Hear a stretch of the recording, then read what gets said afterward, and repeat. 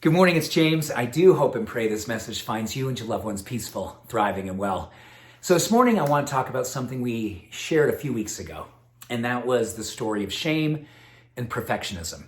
Many of you, literally hundreds of you, commented, shared private messages, how much that message spoke to you and the journey that you share with me on the healing of shame, the experience of perfectionism, the work that we're presently doing, helping us to continually soften those edges around perfectionism and the necessity of doing so.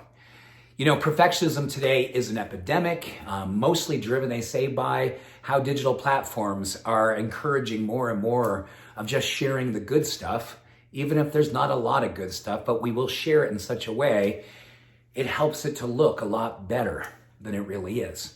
Life at times.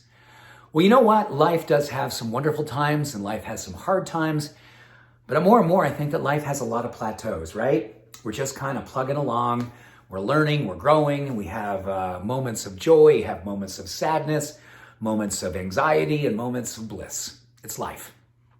Well, I want to share with you something that's happening at Harvard right now because perfectionism at Harvard is rampant. And the most popular class being taught today is a class by a gentleman by the name of Dr. Ben Tel-Shahar.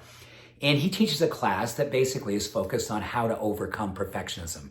You can only imagine how popular that would be at a place like Harvard, where the competitive nature, the way that people have had to work super, super hard, or the expectation is so high that this perfectionistic idea is what people cling to and hold to and want to really feel like it's possible. Well, on that idea of being possible, Abraham Maslow once said, I've been studying thousands of people for a long time. Guess what? There are no perfect people, and there never will be. And you and I won't be the first. I love that. This is so funny, right? It's like, okay, the gig is up. None of us will be. So what do we do about that? Well, what this teacher speaks to, and his class is built on, something called incremental optimalism, which is simply every single day looking at different areas of your life where you vulnerably and openly and compassionately say, I've got work to do there. And I'm going to give myself the opportunity to do the work. I want to see how I can improve incrementally. I want to see how I can bring more optimal experiences in my life incrementally. I want to see where I can make the steps that will help me to feel that much more engaged in my life, that much more honest about where I am at in my life. Incremental vulnerability, incremental compassion and acceptance. That's what this class teaches.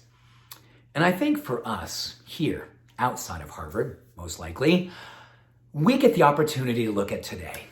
And we say to ourselves, this area where I'm struggling with communication with my partner, this area where I'm looking at how can I improve in my presence at work, this area in my life where I can really see how I can do better with accepting myself in all conditions, even when I'm not at my best. What can I do to bring incremental optimalism into my life?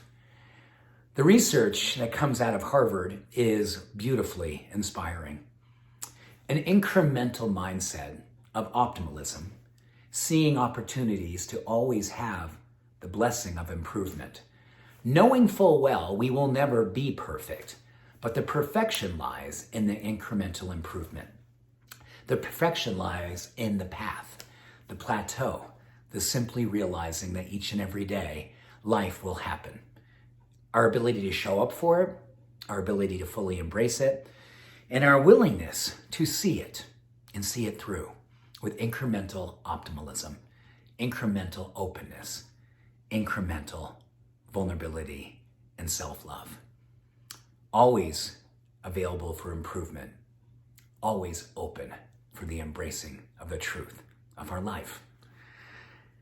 Life as it is, life as it can be, and life, I believe, how it always will be, an opportunity to show up and be a student of what makes you come alive.